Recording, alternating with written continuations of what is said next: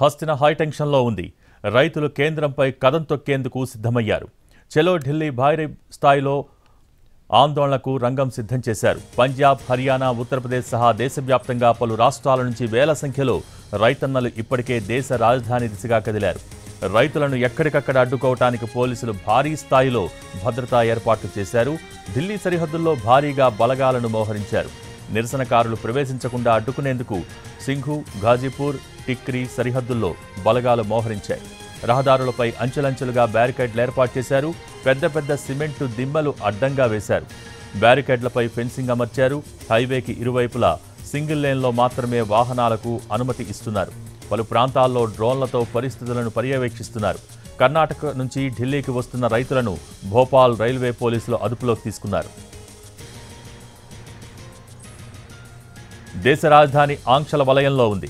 అవాంఛనీయ ఘటనలు తలెత్తకుండా నెలపాటు 144 సెక్షన్ విధించారు. రైతుల నిరసనను ఆసరాగా చేసుకుని అల్లరి మోకలు రెచ్చిపోయే ప్రమాదముందని పోలీసులు అంటున్నారు. ప్రజా భద్రతను దృష్టిలో పెట్టుకుని ఆంక్షలు విధిస్తున్నట్టు తెలిపారు.